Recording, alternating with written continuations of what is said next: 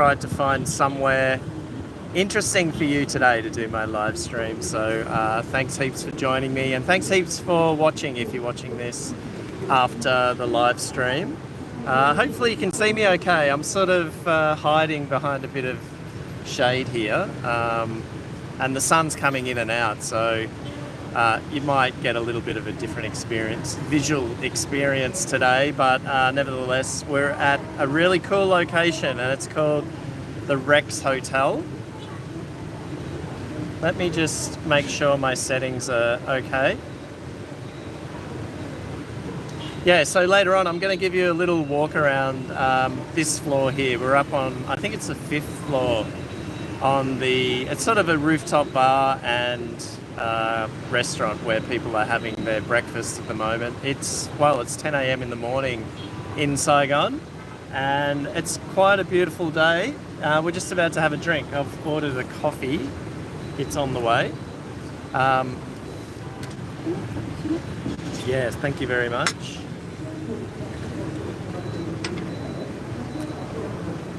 And Kevin, thank you for joining, and Rabbit Dog, as usual, thanks heaps for joining me. I hope you're having a good morning. Rabbit Dog, I know you live in Saigon somewhere, so thanks again for watching.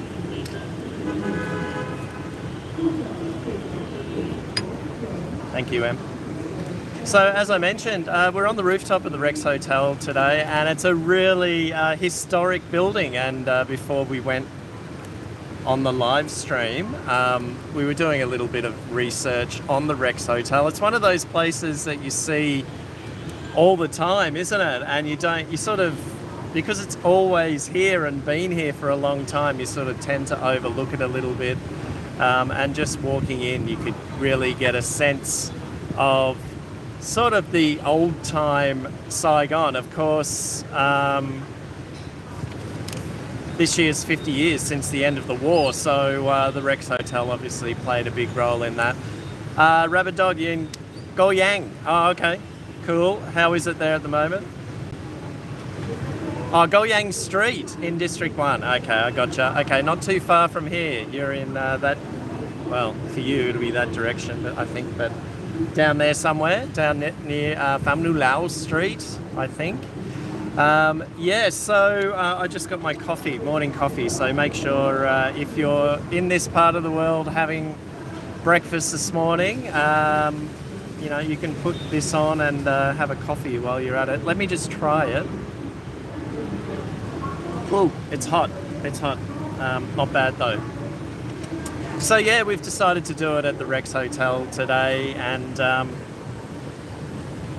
I don't know if you guys are into any history or not, but we might touch on a little bit of the history of the Rex Hotel, and we might even put a little poll up if we can get organised, so you can participate in the live stream as well, not just necessarily listening. But I didn't actually know until today that the Rex Hotel was, it started its life out as like a workshop, a car automobile dealership and garage, which is quite interesting. And it had Vietnam's first Citroën, I think that's how you pronounce it, Citroën dealership, and presumably people bought their cars here and then got them serviced here as well, and that was back in around about 1929, I think it was. So it's also coming up to its 100th year, so there's a lot of anniversaries happening this year in Vietnam. I've got a hello to Fit Flair. Sorry, I can't really see your name, Fit Flair, but I'll call you Fit Flair, I think. Hey, where are you from? I'm from Australia, and I've been living in Saigon for the last 15 years. So I've started to do this live stream every Sunday. So far, so good. I've done every Sunday this year so far. So that might give you a bit of an idea of my social life as well at the moment. Not really going out too much at all. And actually, I look forward to doing the live stream. I think on YouTube, it's one of the more enjoyable things. It's nice to be able to connect with people who are interested in my life here and also Vietnam as well. So that's pretty cool. Hey Thomas, how are you? Thanks for joining me, man. Up in Nha Trang. How is it up there? How's the weather up there? Yeah, good one, Rabbit. You remember well. Have you learnt how to block after last week? Well, I was muddling away, as you probably know, during the live stream last week when one particular viewer was trolling me a little bit, which is okay. I don't mind that sort of stuff. I'm a grown man these days, but in the interests of keeping the stream friendly, it's best to have it block people sometimes. And I've now made my wife a moderator, so we've worked that out during the week. So she's diligently sitting here next to me, checking the feed. I don't think we have to worry too much because we don't necessarily have too many messages flying around at the moment. But yeah, we worked it out. Thanks for asking, Rabbit. Donald, hello. Hi, Donald. Let us know where you're coming from. I'm up here on the rooftop of the Rex Hotel in Saigon, and I think you can see the flag up there, the Vietnamese flag up. And once I've had my coffee, I'll give you a little bit of a walk around, and I'll also show you what my view is.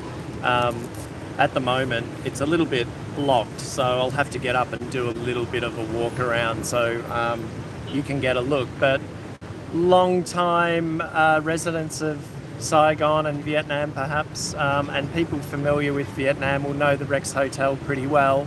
And as I mentioned just a bit earlier, it started out life as a garage, believe it or not, and then over the decades evolved into the hotel that we see today. And I believe at one point too it had it had cinemas. I think it had 3 cinemas. A library. And it had a library and also like a live venue where they held concerts and stuff like that. A dance hall, that's it, yeah. So dancing obviously back in the day was a thing to do, and the Rex Hotel, or whatever it was previously called before that. I was going to do a poll today, but that might be a little bit of a leap for me in my live streaming career. But let me know what you think Rex means. Why is it named Rex Hotel? And try to do that without looking at Wikipedia. Thomas, weather is bad today. Oh, really? Thomas is in Nha Trang, which isn't too far from Saigon. How many kilometres is it, Saigon, from Thomas, from Saigon?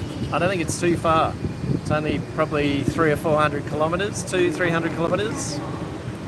Rabbit, I knew you would get that straight away. I actually thought Rex was like an acronym or something for like Royal Exchange.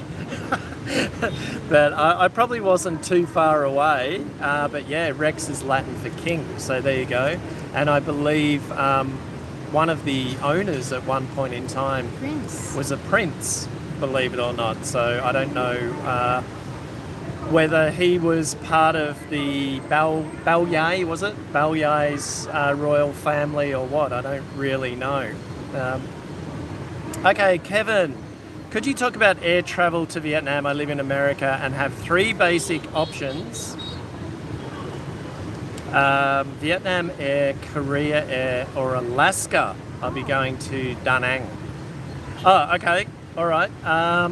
Look, I'm Aussie and I've never actually been to America, but I believe a lot of the traffic that comes from America into Vietnam goes via Korea.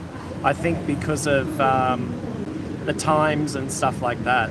And there are a lot of Koreans who live here, so I think you'll find that Korean airlines will have more regular flights. I believe with Da Nang there are quite a number of flights each day that fly into Da Nang. And Rabbit has just said that he thinks JAL is an option, Japan Airlines. Yeah, that might be an option as well. But also my wife's sister, who lives in the US, she typically flies Korean Air from the States. She's from the southern part of the States, and I'm assuming that she flies from LA or something like that. She flies from Atlanta, which is a little bit different from you, Kevin. You're coming from up north. But I kind of think from what I've seen over the years and of late that Korea Air might be an option for you, given the amount of investment in Vietnam by Korea and the amount of workers that come to Vietnam from Korea. I think your schedules are going to be a bit easier for you, and perhaps prices are a bit better as well. So I hope that helps. I have no idea about Alaska. Looks like Alaska Airlines flies to Vietnam. Is that true? Let me know.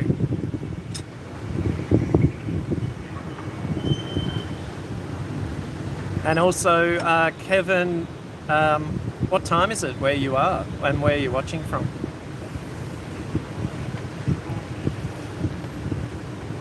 Mel says Korean Air is a good option. Yeah, apparently it is. Yeah, I hope that helps. I'm not sure, Kevin, where else you could look, because the airline pages in this part of the world typically aren't that reliable. So there might be someone in the chat who will be able to give you better advice in terms of what websites to check and stuff like that.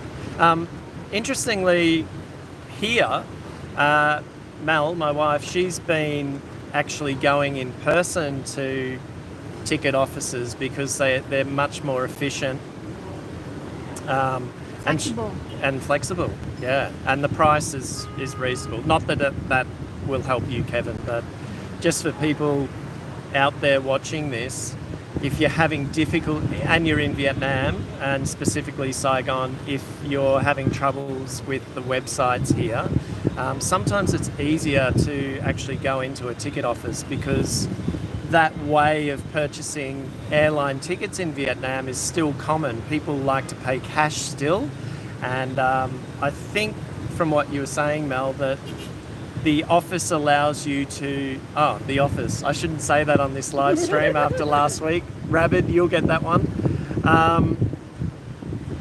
The ticketing offices, they'll hold your ticket for a week. Visa. Yeah, for whatever reason. So that's pretty good. So you don't have to pay straight up front necessarily. They'll book your ticket and they'll hold it for you. So she's had a lot of success with getting good tickets with Vietnam Airlines, at least. Kevin, yes, Alaska Airlines is primarily a West Coast to Asia connection. Okay, interesting. All right. So I'm taking it that you might be in Alaska. Are you in Alaska or?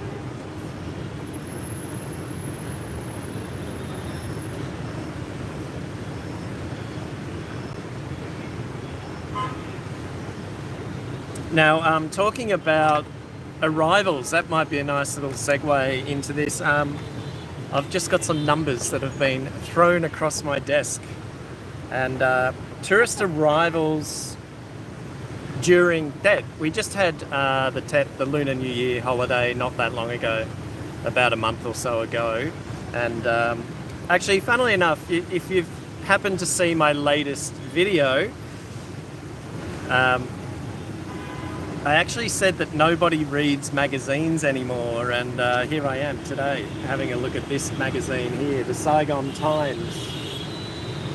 This thing here, which you typically only get at the sort of the old Saigon tourist hotels, which this one is, and sometimes on the odd occasion you might see, well, hospitals, yeah, but you might also see. It's a lot rarer these days, the guys who sell newspapers and magazines on the street. You used to walk down Dom Coy Street, which is not too far from here. I'll point you in that direction in a moment, but you used to walk down that street and get people hassling you to buy the latest newspaper and magazine. Of course, given that everyone's online now, those guys are kind of disappeared. But these hotels still have publications like this. It's going to be back to front because I'm using the camera on the front on the screen. So yeah, so tourist arrivals during Tet, and Vietnam apparently is really smashing it in terms of tourism numbers at the moment. And according to this, during Tet, 2,100,000 arrivals, so 16% up from last year already. And I saw a number of headlines this week about Vietnam challenging Thailand as a destination this year. I don't know about that. I don't know. They're two totally different countries, but you know, perhaps Vietnam's image as a tourist destination is growing, and it's getting a better reputation by the sounds of it. Yeah, it's. I don't know how I feel about it, but there might be a few questions that you guys raise in relation to that. Okay, let me just have a look at the feed. Mel says, I have great experience with the Vietnam Airlines Ticket Office here in Ho Chi Minh City for weak passports like mine. Yes, that reminds me, we need to get her Australian one. She's currently on a Philippines passport, and yeah, it must be one of the lowest ranking passports in the world in terms of entry into countries and getting visas and stuff like that.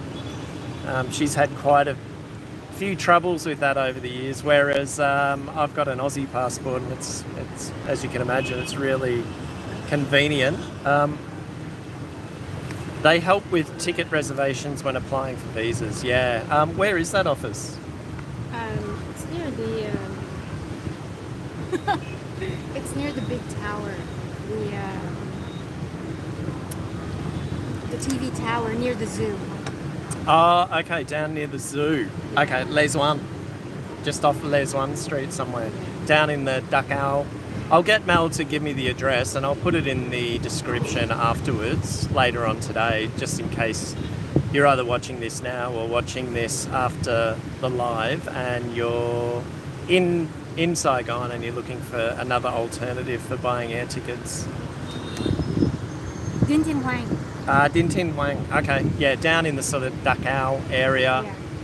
Near the zoo and near HTV. HTV. Yeah. Okay.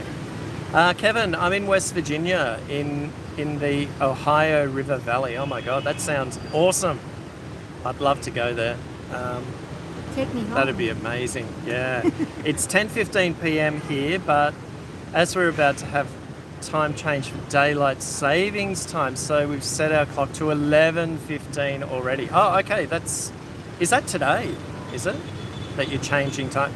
Well, thanks for, I don't know if you're a night owl or not, but usually I'd probably be in bed at 10:15. So thanks for staying up and watching and asking your questions. Hopefully I've given you a little bit of information. I've also got a few videos, recent videos on my channel that you might want to check out as well if you're coming to Vietnam. It might be a good resource for you to do your initial search for information, but always feel free to ask questions in the description, and I can get back to you later. I usually get notified when someone asks me a question. Hi Emil, thanks for joining again. It was okay, he's talking about the hotel that I'm at. It was originally called the Rex Complex Hotel after its renovation as pardon my French, Emil, you might be able to help me with that. Baignier Auto Hall. It isn't a complex as much as identity. Yeah, so that's it. Yeah, I was talking about that earlier, Emil, that the Rex Hotel started out life as a garage, and it had the first Citroen dealership, I believe. So, and of course, opposite where the old tax building is as well. I'll give you guys a little bit of a walk around in a moment once I've had my coffee. It's not too bad. It's not too bad too. And little, what do you call them? Little cookies shaped like a coffee bean. There you go. Not sure if you can see that.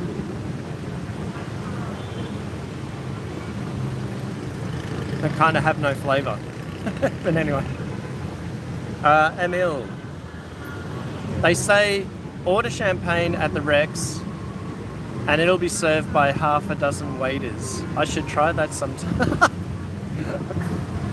We have the 5 o'clock Follies cocktail room. Yeah, funny you mentioned champagne, Emil, because we've already got the drinks menu. So I think after I've had my coffee and a couple of waters and I get wound up, get going, get fired up in this live stream, I might get a cocktail for you guys. And the original one, I don't know how well you can see this at all, sorry about that, but the first one is called the 5 o'clock Follies, which this hotel is famous for from during the war when the media had all their press briefings here. From what I gather, a lot of the time it was just one big piss-up. I don't know how much reporting actually went on, but this place became famous for the 5 o'clock Follies. So there must have been a lot of follying going on. But this menu, I mean, when you come to Saigon, and Emil, I think you're coming soon, right? And let me know if just before I continue, there's a little bit of wind up here, so let me know how the audio's going. Just give me a thumbs up if the audio's okay. But there's some old school cocktails in here. Where are they? I remember seeing them. I swear there was a Sex on the Beach here once. Saigon by Night. They're all very old school, all very 70s style. With the blue curacao in them there. Remember those from the 70s and 80s?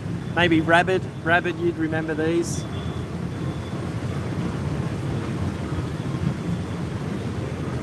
The prices are pretty high. I mean, if you know, nice sort of nostalgic experience to come here and have a drink and have a great view, but the prices are getting up there, that's for sure. We're talking, well, for Saigon anyway, 280,000 dong for a cocktail. I don't know, you're talking about 14 bucks. Well, yeah, then you've got your taxes, then you've got your plus on top of that. So you might be paying $14 to $15 for a cocktail here, US. Here's another one, the beers, Saigon Bar. So probably the cheapest beer around, 139,000 for a can. So yeah, I don't know how much the coffee is. I didn't check.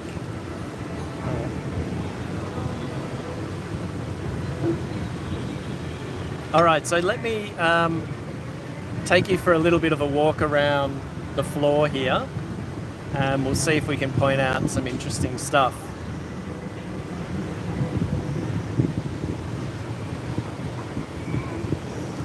All right, that's my view at the moment. Okay, now I'm struggling to actually see this. I hope you can see it okay. So this street down here is basically the middle of town. That's Winway Street in the centre of town there. And the street just below where those cars are, that's Le Loi Street. And for people who know Saigon pretty well, that's the old roundabout. It's still there, which is pretty amazing. And then there's a walking street in the middle, and it gets absolutely packed whenever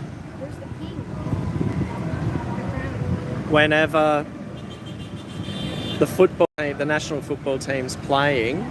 They'll set up 4 or 5 massive screens down the street here, and there'll be like tens of thousands of people.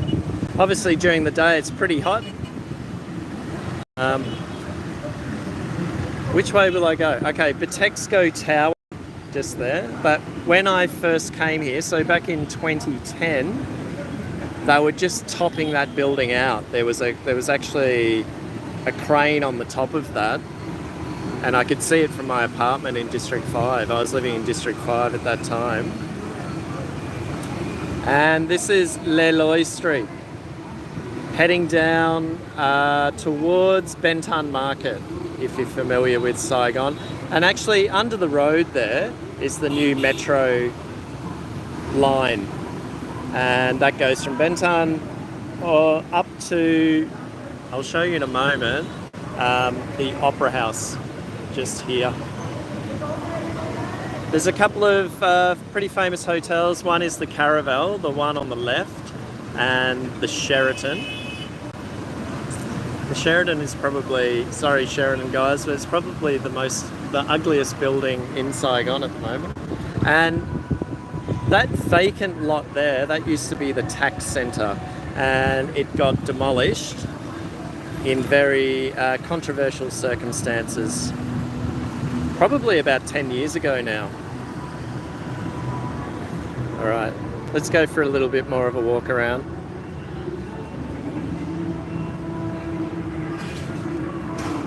The stage, and obviously this is where the Rex Hotel gets its name from. Got the crown there. So they'll put on a few little shows here. I'll walk around it a bit more in a moment. I just want to show you more of the buildings in the area.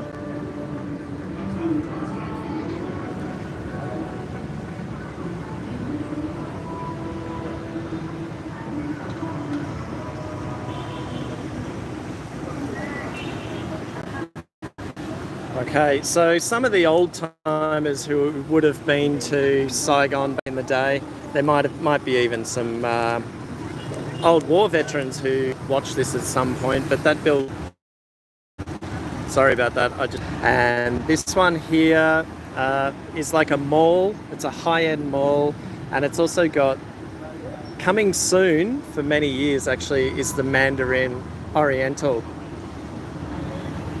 Of course, there's the Opera House. I'm not too sure if you can see it. Looking really good at the moment, and as I mentioned, here is actually the opera station, and I came out of there the other way. Really impressive, really nicely done.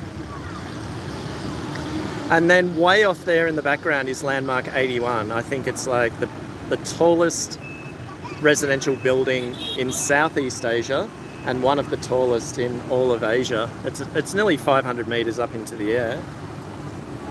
I'm trying to get you a view of Win Hui Street, and that's it there, down towards the Saigon River.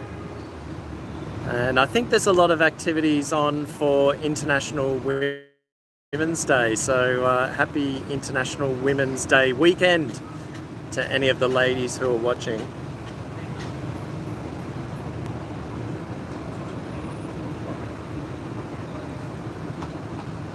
It's starting to get pretty hot up here. Okay, so back along this way a little bit, and there's the statue of Ho Chi Minh out front of the People's Committee building. There's a few little tour groups going on. Let me see if I can get a better view of it for you. Bear with me.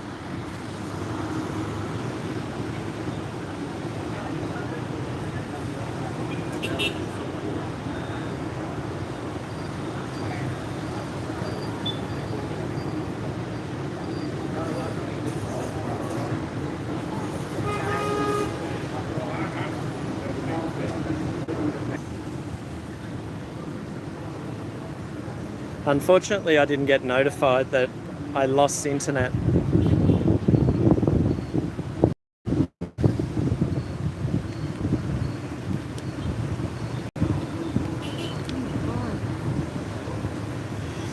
how did you get cut off? Yeah?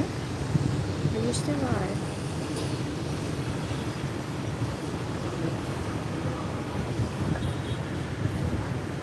All right, I think I lost internet connection there for a little bit. I might have to limit my walk-arounds, I think, but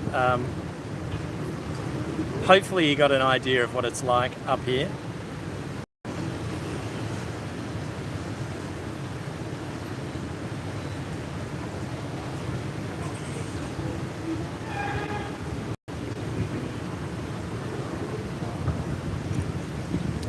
If you haven't checked out my latest video, make sure you give that a quick look. It's about laws in Vietnam, and there's been a few new ones this year. Just a second, let me get this right. One of the main ones for you guys to look out for if you're traveling here and you're looking for accommodation, and if you're thinking about Airbnb, keep in mind that just this week a law was passed that you're not allowed to, or there's not allowed to be Airbnb apartments in residential complexes. So just be mindful of that. And I go into a little bit more detail in my latest video, which you'll see on my channel.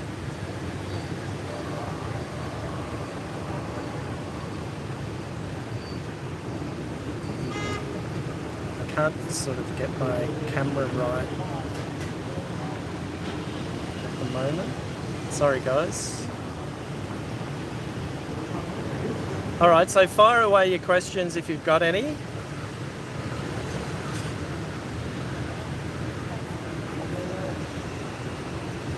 There were a few before you went live, so before you went.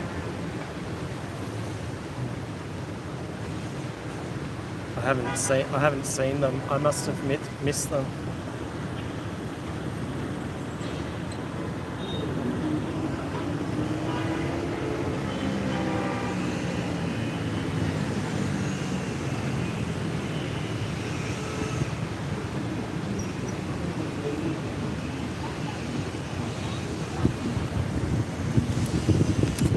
Oh, there's a tour bus there.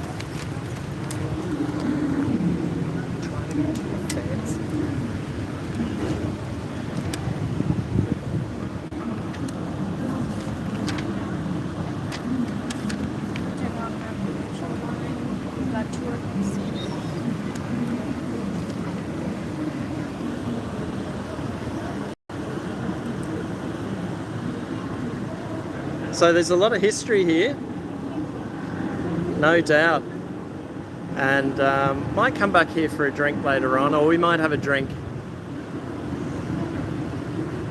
in about 20 minutes or so, maybe when the live stream's done.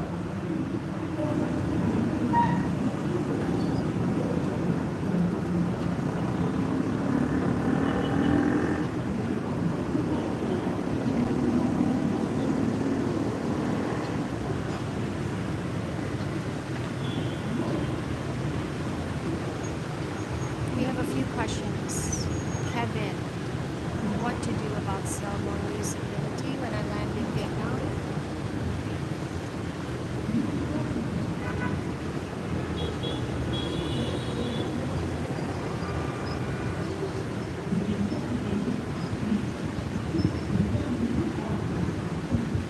Okay, all right. I think it's not coming up on my.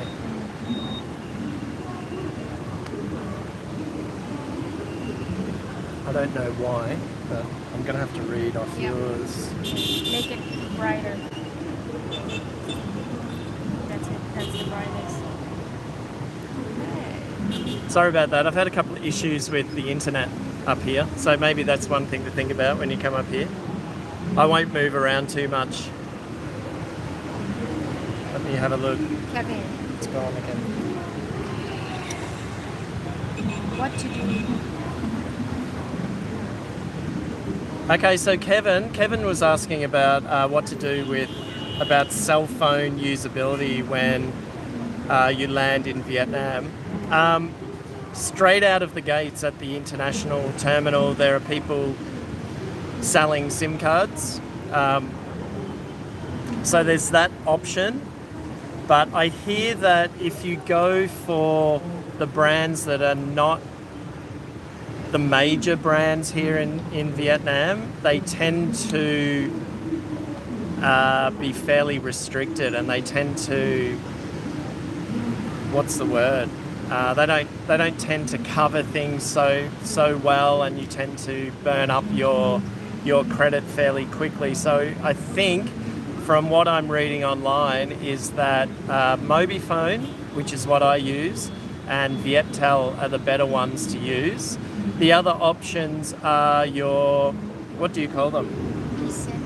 eSIMs as well. You might want to look into getting an eSIM so that all you have to do is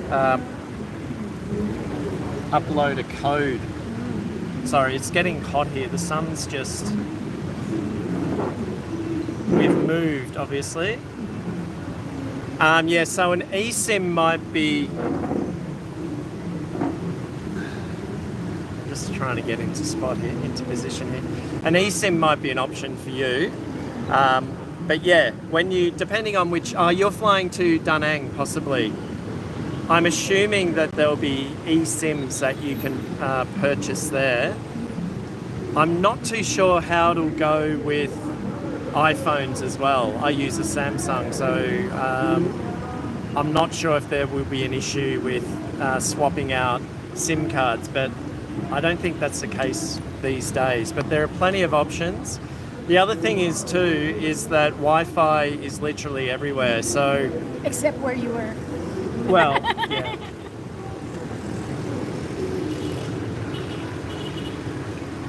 I meant you can when you drop out of range or whatever, you're only a cafe or something like that away from a place to get Wi-Fi, and you can go into a cafe or wherever.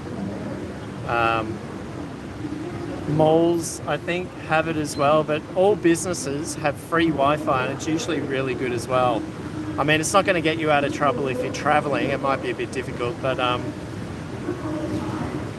in the meantime, that'll get, if you're having trouble with a SIM card or something like that, the free Wi-Fi availability here will get you out of trouble, get you out of a spot. I can't see your questions on my feed for some reason. Emil, my parents are coming in May for a couple of months. Great. How old are they? Because it'd be interesting to know how they handle it. Saigon isn't, to put it bluntly, it's not a great city to walk around, especially when it's hot, and May will be extremely hot, so it'll be interesting to see how they go. Emil, you've been working a lot, turning into a very dull boy. Okay, well, you've got a holiday coming up, right?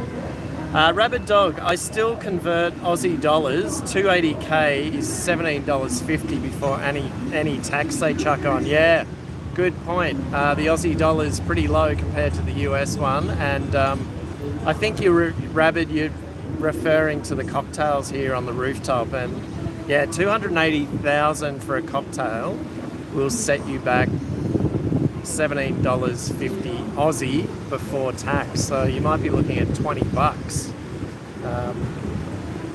Yeah, even their 5 o'clock folly is 319,000 dom, so there you go, that's even more.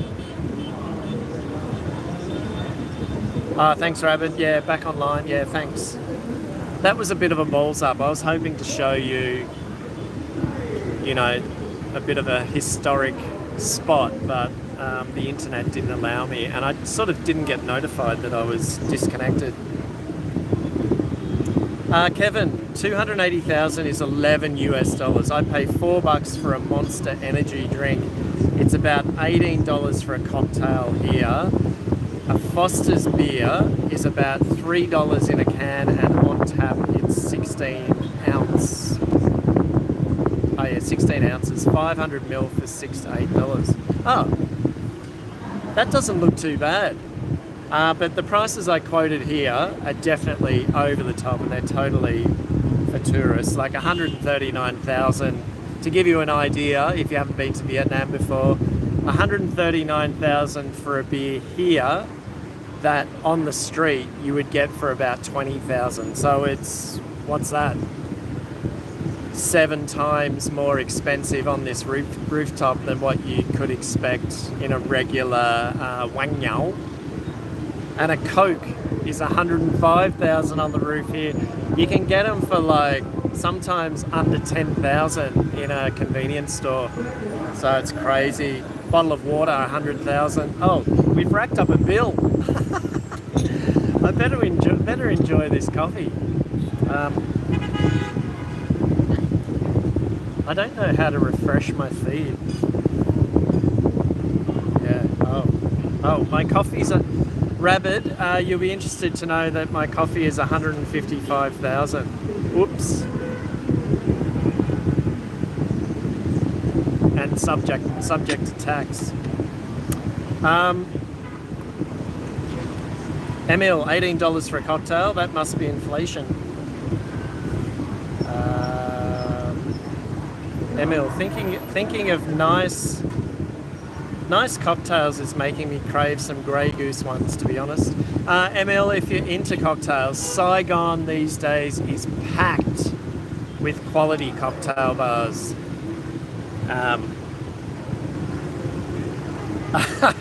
If you come here, Emil, and you want to have a Grey Goose, I don't know what with, a shot of Grey Goose on the rooftop here is 369,000 dong.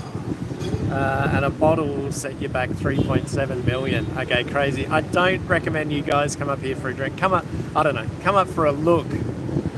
And if you're into history and whatever else, come up for a look. But, you're going to be paying a lot. But going back to all the cocktail bars, there are so many good cocktail bars here, and some of them have excellent happy hours. I probably should list a few for you. So when I get home, I'll put a link to some of the ones that I know of in the description, so you can come back and check them out. But one cocktail bar I know of in particular, Layla, not too far from here, they do a happy hour, and they have cocktails for like 99,000, so under $5 for a couple of hours each night, or a few more than a couple of hours, in a really cool French colonial era building as well, on Dom Coy Street, which is basically straight over near. Hang on,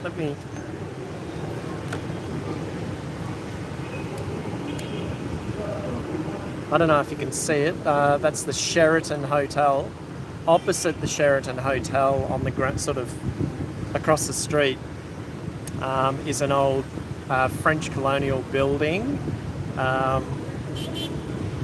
and a couple of floors up is a cocktail bar called Layla.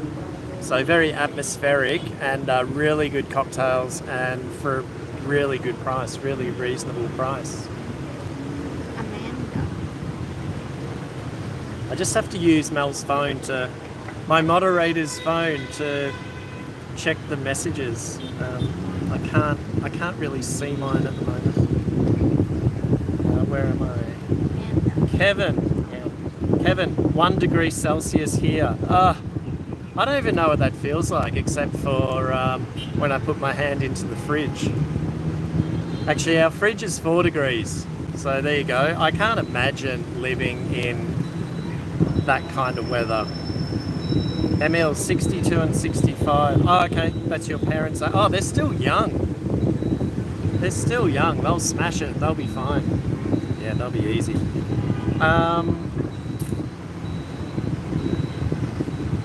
Amanda. Hi, Matt. Fellow Aussie here. Hi, Amanda.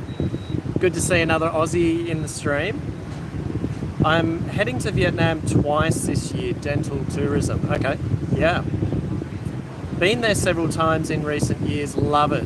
Why have domestic airfares in Vietnam gone up so much? Any ideas? Oh, that's a good question.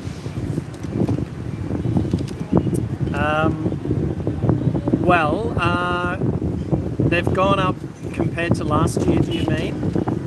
Or do you mean just in the last few months? Because we've just come out of the Lunar New Year, which you'd be aware of. So January, February, prices for airfares went crazy. A young guy that I know who owns a coffee shop near me, he's from the Central Highlands, and I asked him leading up to Tet, how are you getting home? And he said by bus. He was going to take like a 10-hour bus ride back home to travel, I don't know, 200 kilometres, 200 or 300 kilometres, and his airfare was more to fly to, I think he's from Dak Lak, to fly to Dak Lak than to fly to Australia. So it really depends on the holiday season. The domestic tourism market has gone crazy. The Vietnamese are great travellers, and keep in mind that, what are we now? March. So April 2. What's April 2? Oh, sorry. So April 30, of course, is a national holiday. So I don't know when you're searching for your flights, but the government has just announced that there's going to be like a 5-day holiday this year. So I don't know exactly what day it falls on, but anywhere around April 30 is like one of the biggest holidays in Vietnam. And then there's May Day, so they traditionally celebrate May Day as well. So that week, probably from now leading up through into April, your airfares are going to be really flying high, so to speak. What else was I going to say about it? I'm not too... Look, airfares or flights between Saigon and Hanoi, it's like one of the busiest routes in the world, apparently. So the Vietnamese are flying a lot. Yeah. So I hope that answers your question. That's probably it. What are the carriers that we've got here? We've got Vietnam Airlines. So I'm assuming you're talking about domestic, right? Yeah, domestic airfares in Vietnam. Our carriers are Vietnam Airlines and Vietjet, of course. There were a couple of other ones. Jetstar no longer operates, and there's another... Bamboo has gone broke, and there was another one, I can't remember the name of it, Viet Travel or something like that, which is owned by a government travel agency, and they had about 2 or 3 aeroplanes, and I'm not sure if they're still operating, but you know, I think Vietnam's got itself into a situation where it's kind of similar to Australia in that there aren't many domestic airlines operating, and so they really dictate the price of fares. I hope that answers your question. Please ask for more info if you can.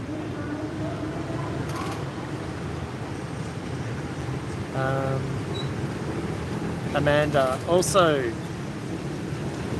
after strong recommendations for dentists in either Ho Chi Minh City or Da Nang with reasonable rates for implants.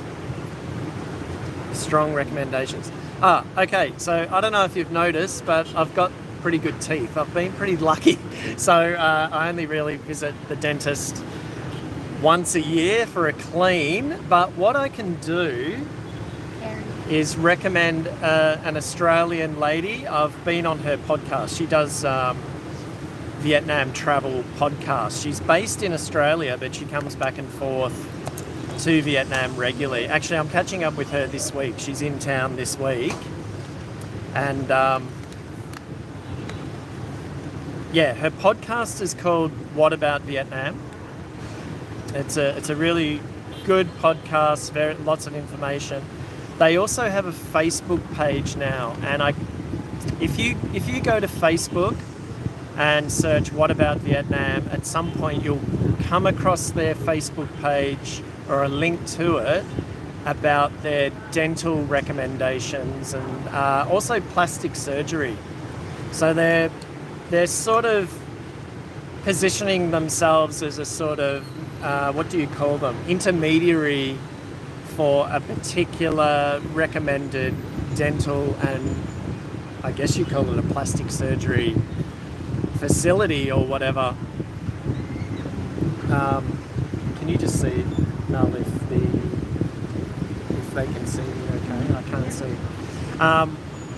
Yeah, so What About Vietnam is the one to check out for your question about dental. And they recommend places in Saigon. I don't think they have any places in Da Nang. I hope that answers your question. I use, it's a place called Sakura in District 7, but as a tourist it wouldn't be worth you going out to near where I live and probably doing that. I'd recommend it for residents in Saigon who want a teeth clean and stuff like that. I don't know what they're like with surgery and whatever else. I'm just going to move around the sun's. Alright. Let me have a look. Yes, increase overall over last 3 to 4 years. Yeah, I think Amanda's talking about the increase in airfare prices. Domestic travel is just booming. And pretty much any public holiday in Vietnam, the Vietnamese are getting on a plane and discovering their country. So you've got to get in really quick. What else was I going to say? These are the provinces. What else was I going to say about it? I think also with the Vietnamese visa, the Vietnamese passport, if they travel to other ASEAN countries, typically it's okay. They don't seem to have too many issues with it. But I often talk to local people, they find out that I'm Australian and they say, oh, I'd love to go to Australia, but I have problems because of my Vietnam visa. So I think that is making a lot of Vietnamese stay at home, and they're just, they're discovering more places, and domestic tourism offerings are improving all the time. So yeah.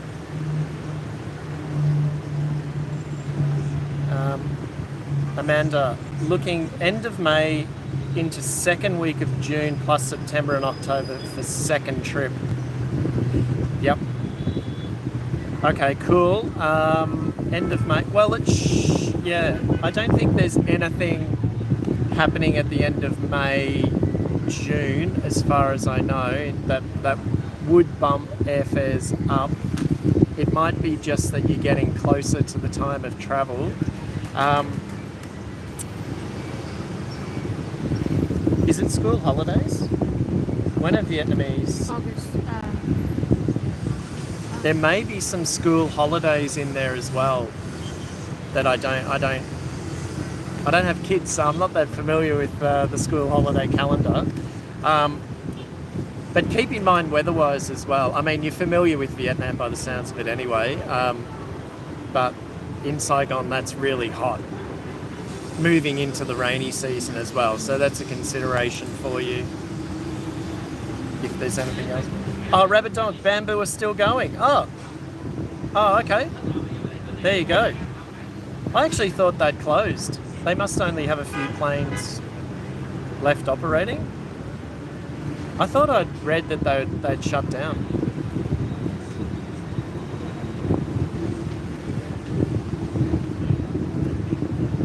Emil, any nice trains like the Orient Express? Yeah, there is one.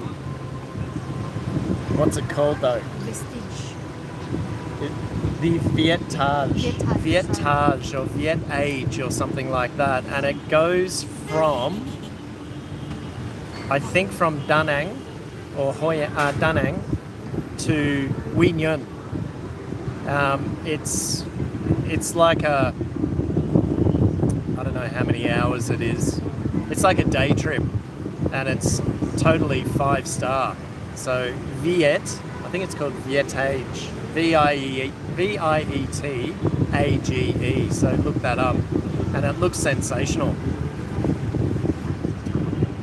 Thanks, Amanda. I hope I've given you a little bit of useful information there, but always feel free to drop some questions in the comments section. And if there's anything that you'd like me to find out, let me know, and then during the week I can look into it for you and find out what's happening on the ground. Earlier in the live stream, I mentioned that Melanie, my wife, is starting to buy more tickets from ticket offices here in Saigon, you know, in person. So you never know, that might be an option too if you get stuck. If you can't seem to find anything online, she seems to be finding some decent airfares in person if she fronts up to the ticket office or whatever it's called. And after this live stream, I'll put a link in the description so that you can check that out. I know it might not help you given that you're coming from Australia, but you never know. You never know. You might be able to find something while you're here.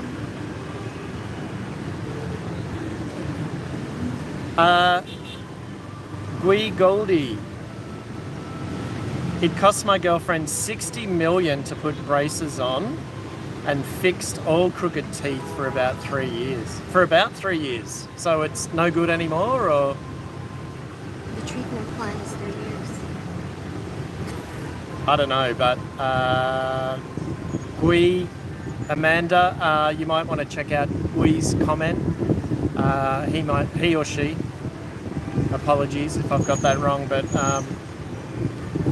they've put a cost of getting braces on. I don't know if that's what you're after, and fixed all crooked teeth for about 3 years. So I don't know whether that's a good thing or not. But Rabbit Dog, my housemate used bamboo during debt, but was subject to slight time changes. Okay, good to know. Thanks for the info. I actually thought they'd stopped. Maybe that was the international routes that they'd stopped, and they've just kept the domestic ones on. Emil, I'm going to kidnap you and Mel to go with me on one of those if I can afford it. Probably splurge on that when I can finally get away. Yeah, I think those luxury trains will cost an absolute bomb. Plus, they don't leave from Saigon and they don't leave from Hanoi. You have to get yourself to Da Nang, which is okay, and then to Quy Nhơn. But yeah, it's worth splurging every now and then, isn't it? Amanda, good news about going to airline offices in Ho Chi Minh City, worth a try. Yeah, it is. It is, because I mentioned earlier on in the stream that despite most people being online and everything being digital these days, the Vietnamese still like the face-to-face, in-person services, especially when it comes to airline tickets. The domestic airline websites are notoriously terrible to negotiate. Oops, I hope I haven't just defamed.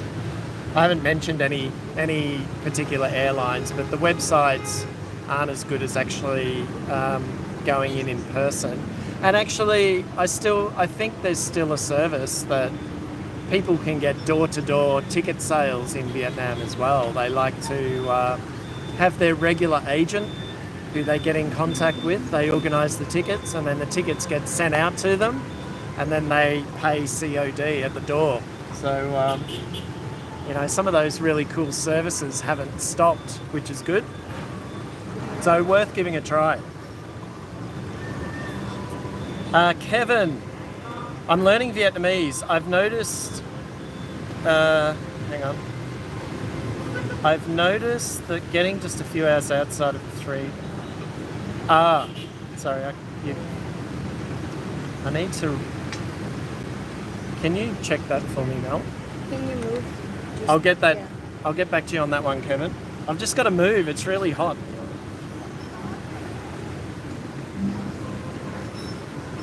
Okay, that's a bit better. I can see things a bit better now. After over an hour, I've finally worked out a position where I can see things. He says if you get out of the city, it's hard to speak English with. Yeah, so Kevin has said, I'm learning Vietnamese. I've noticed getting just a few hours outside of the three major cities, no one speaks English. Yeah, typically speaking, it's going to be pretty tricky. And I think I've said this in videos that I've done before. The upside about the Vietnamese people is that they'll try. You know, if you approach them and maybe you're lost or you're after something, generally speaking, it doesn't matter where you are, they'll try to help you out, which is awesome. I think I mentioned in a video or in a live stream once that I lived in Japan for 3 years, and unfortunately the Japanese aren't great at speaking English.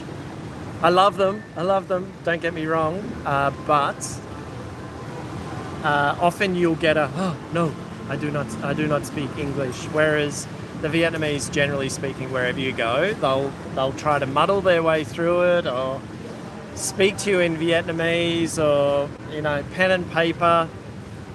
Google Translate will get you out of problems. But if you're learning Vietnamese, then it's probably better that not too many people speak English. But the young generation of Vietnamese speak English very well. And there's articles in newspapers all the time about how the Vietnamese,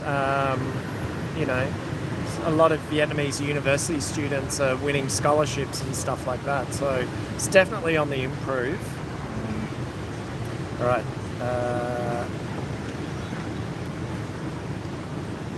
Okay, Kevin. I looked at renting a car or bike, but I've also seen warnings about being a foreigner in Vietnam and getting into an accident could be a series of unfortunate events.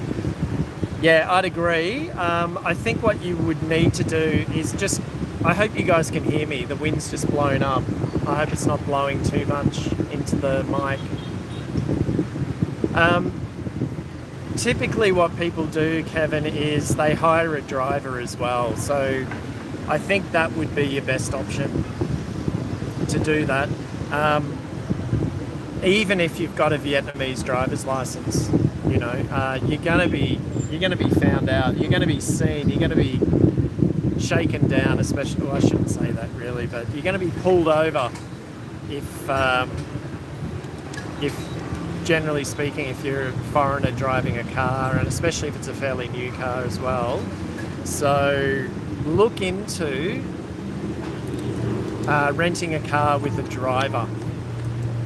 I know it's probably not going to give you that as much freedom as renting a car yourself and driving, but I think if you're only here for a short term or something like that, you're better off just getting yourself a driver, and there's a lot of them around.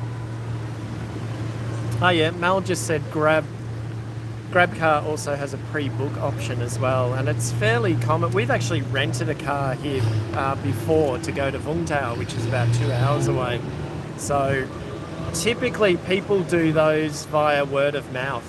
They'll ask around online and ask. I don't actually have a specific person that I use because I've got a motorbike and I drive around. So, but I could look into it for you if you like. Let me know in the comments, and I'll have a bit of a look around for you if you like, and see if I can find a reputable one for you.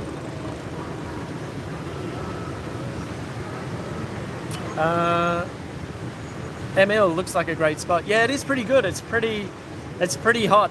It's pretty hot. We're on the rooftop of the Rex Hotel, which you're probably familiar with.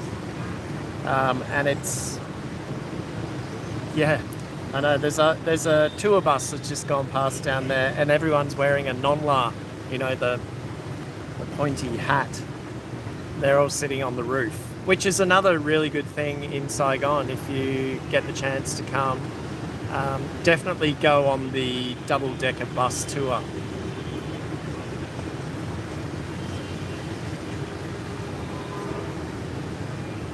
Rabbit Dog, you won't rent a car. Research using Grab. Yeah, good tip.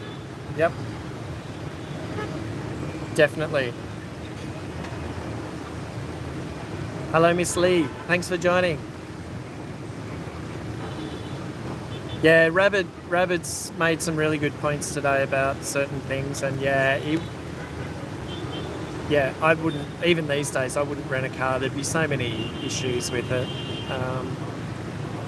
I believe that there are a couple of companies like Hertz or whoever the other one is, Avis or something. I think they may have offices here at the airport or something like that. But I think most people will rent a driver. They'll either go through some kind of private company or, as Rabbit said, have a look on Grab, see what you can get.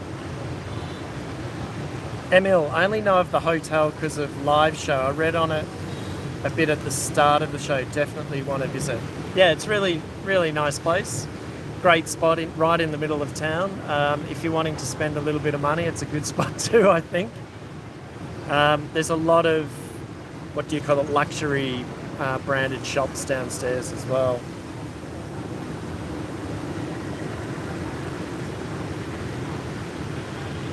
I just need to refuel a little bit.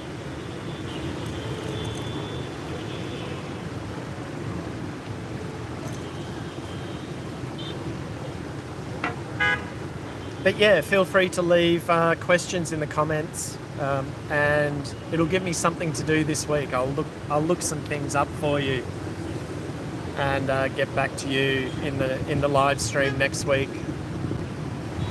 I think I'm on next week.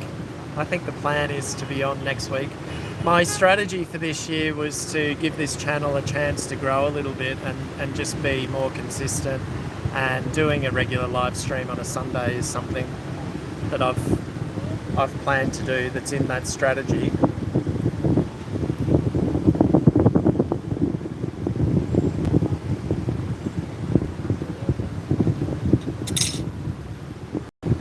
I don't know why I can't refresh my... Should be able to pull it down, but... Maybe just show me first.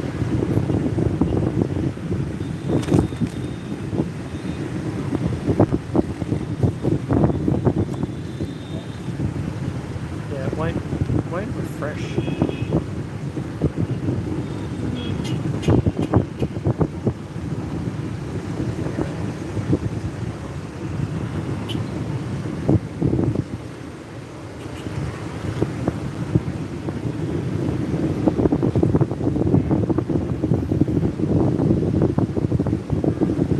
I'm just going to take a little bit of a break so I can refresh give my throat a bit of a break. A roundabout at Winway Street.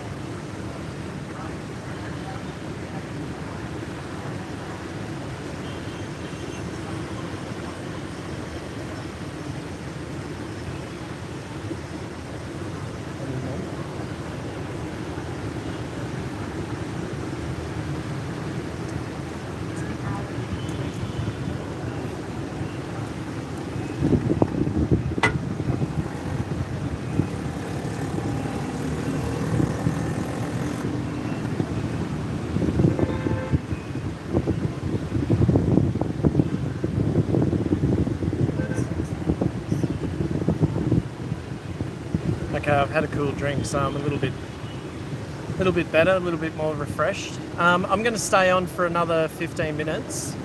So if there's something you want to ask me about my Vietnam life, fire away. It doesn't necessarily have to be about travel.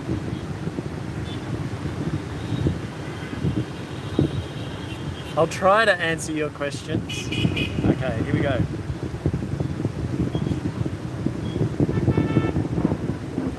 It's only 26 degrees here.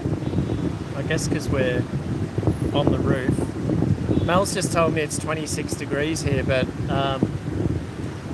yeah, I think in the bar it's 26 degrees, but out on the roof, I think it's a bit hotter than that. Yeah, it feels like summer. Yeah. Kevin, I'm in the planning stages. I've got to start to get a lot of immunisations before I can travel to Vietnam from America due to the tropical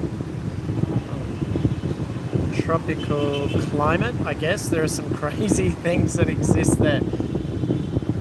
Yeah, true.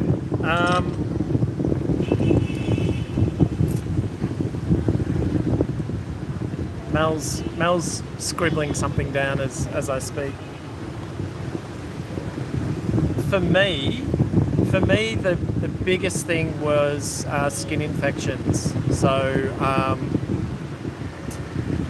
sort of staph infection. So,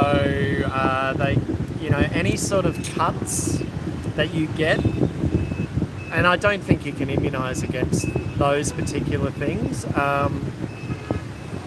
A few years ago, I was having quite a few problems with sort of staph infections. I was getting boils, horrible to talk about, but super, super painful, and especially on my legs. And I was trying to identify the cause of it.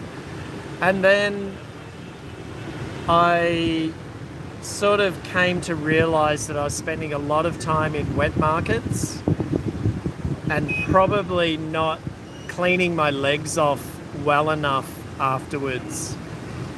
So, especially since COVID, where we sort of went through that stage where we had to wash everything and, get alcohol and clean everything. What I do these days is, because I'm out and about a fair bit, I also ride a motorbike and I'm out and about in shorts. So my lower legs are susceptible to whatever dirt and grime and bugs out there, and especially with wet markets, things fly up onto your legs. And I think what I realised was, I'm starting to scratch now.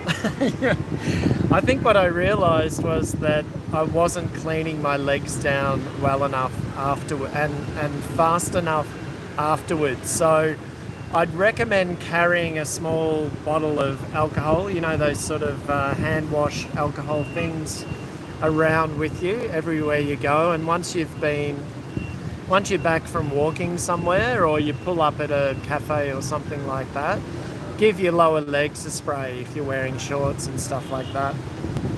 And don't scratch things. I've found that, especially in this climate, things live under your fingernails, and so I always try to refrain from scratching myself and breaking the skin. Keep your nails I'm not going to show you mine, but keep your nails as short as possible and try to stop yourself from scratching, sticking your fingers in your ears, up your nose especially. I've had a lot of problems over the years with those sorts of things. And it's just a normal reaction. You might get something in your nose and you'll go to pick or get rid of it with your fingers. So especially as a Westerner, someone who's coming from a Western country, I think we tend to be a bit more susceptible to those things. Where is it, Mel?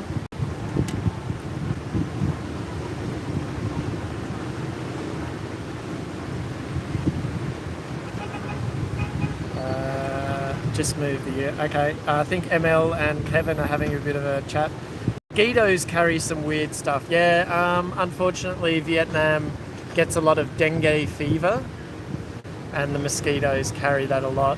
Touch wood, I've been very fortunate not to have come down with that. Having said that, I mean, Mel will have a different experience from me. I mean, she'll tell you differently, but you know, she attracts mosquitoes, whereas I'm a bit luckier. I don't seem to attract them as much, so I haven't had I haven't had any mosquito-borne illnesses that I can think of. But actually, surprisingly, you would think that when you're in the tropics here, you'd come across a lot of mosquitoes, but they do a fairly good control of mosquitoes, generally speaking. But dengue fever is definitely something to look out for. But you know, I don't really know how you prevent that apart from taking anti-malarials or something like that. Wearing appropriate, you know, I shouldn't be wearing black. I hear that they're attracted to black colours. I also hear that mosquitoes that are out during the day typically are the ones that carry things like dengue or malaria. I'm not too sure what the malaria status is here, but dengue for sure, we have outbreaks.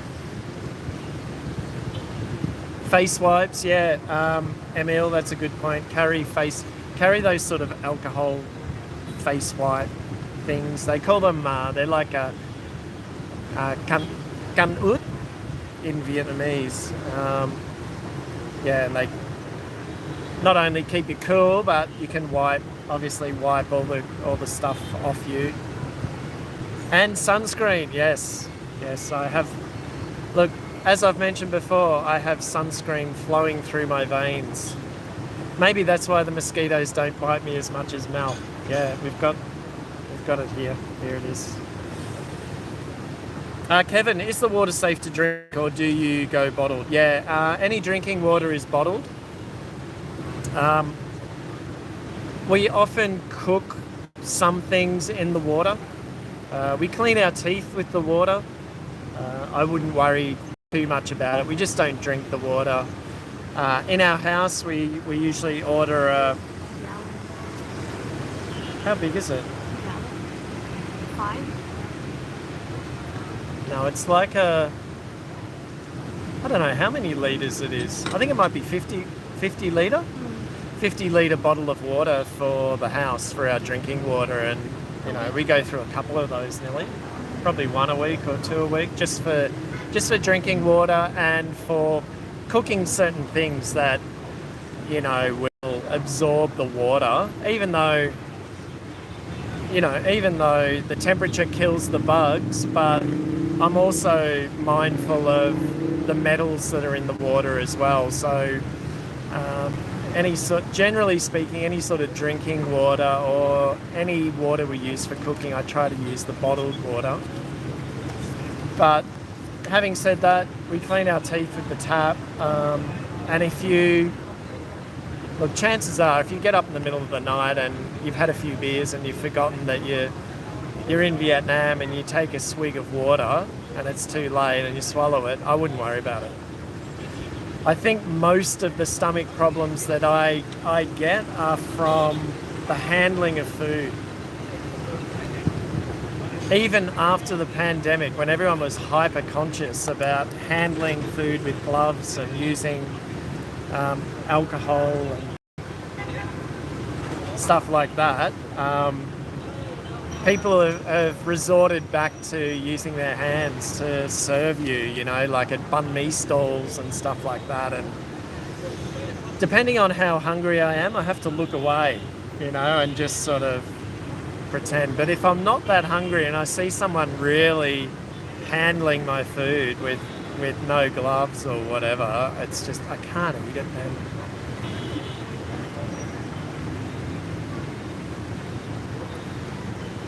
Don't pet wild dogs. Yes, true. Or even people's pets. There's a lot of pet dogs here these days. But look, the street dogs and that, they're generally pretty good. They're pretty fearful of people, actually. And there aren't that many roaming the streets, although there are a few these days. It's not like Thailand or India. India, there's packs of dogs getting around, you know. It was a nightmare when we went that time. And in the mall. Yeah, interesting one. Pet dogs, pets are more accepted here these days, and I think it's a little bit of a marker of social status to have a dog of, a purebred dog.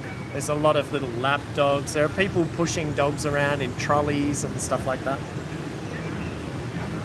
And Kevin, we pay $35 a month for water here and use about 5,000 gallons each a month. So worth it. Yeah. Okay, that seems 5,000 gallons seems like a lot of water. Actually, to be honest, I don't know how much I should know. It'll be on our water bill, how much water we use in the shower and stuff like that. We wouldn't use too much, just the two of us, probably. Although we would be surprised at how much we use.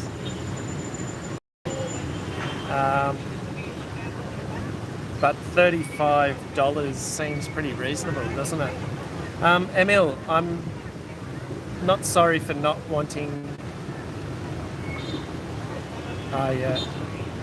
I'm not sorry for not wanting to, I'm assuming it says, eat from vendors that work with food without gloves. So love you, Vietnam, but we're not going to do that. Yeah. Of course, there are other issues with food hygiene that are just more than serving without gloves. I don't know if I need to go into them, but just that sort of overall handling of food and also washing of utensils and cleaning of eating spaces and stuff like that. So, as I mentioned earlier, make sure you bring along your own little alcohol bottles, and you can wipe your tables down and wipe your chopsticks and spoons and stuff like that. There's still a lot of wooden chopsticks that are used here, and typically they're washed and then dried in the sun. I mean, the sun's good, but I can't vouch for the quality of the washing of them. So, and often it's on the street as well. So, yeah. But I'm still alive and I'm still here. I get sick probably once, a stomach issue probably once to twice a year. So not a bad return rate for the amount of food that I eat outside of the house. So obviously you guys are coming from a Western country, so your stomach mightn't be as prepared as mine, but yeah, it can ruin your trip for sure. Maybe don't have pate while you're here. When you have a banh mi, maybe leave out the pate. Ask for no pate. So the word for no is kom, and the word for want is mun, and you can say pate, kom mun pate. So that's an easy one for you to remember when you go to a banh mi stall, kom mun pate. Or just point to it and say kom. Okay, so it's nearly 12, what time is it? It's nearly 11:30 Vietnam time here, so I might stay on for another couple of minutes. If you've got any more quick questions, fire away. If not, and you think of some later, be sure to drop them in the comments. Just want to thank the regular guys who turn up as well. Thanks Emil and Rabid. Who else was online today? There are a couple of others. Thomas. Thanks for dropping in for a little while. I really appreciate it. It's great. Kevin, for all your questions. Keep them coming, and thanks for joining. I really appreciate it. And I realize you guys are watching late at night as well, which is an awesome effort. I don't think I have that in me, so thanks heaps. We're going to go and have something to eat, I think. Probably not here. I don't know if we've got the budget today to be eating on the Rex rooftop. We'll go down there amongst the masses and have something to eat, find something to eat. I don't know what yet. Thanks again for watching. Be sure to check out my latest video, and I'd really appreciate it if you like it. Share it on to people in your network, because it helps me a lot. I'm starting to get quite a few views from the US comments, and I'm starting to get some from Australia as well, which funnily enough for a long time the Aussies weren't tuning into my content for whatever reason. I don't know, maybe they've got other avenues of finding their information, but it's good to see that there's more Aussies joining in, and I think it was it Emily? Amanda from Australia tuned in as well, so thanks heaps for doing that. And let me know in the comments any questions you might have about my Vietnam life. Okay, hope to see you next week, probably the same time, and I'll get thinking on another venue for you guys to check out. All right, cheers, thanks a lot.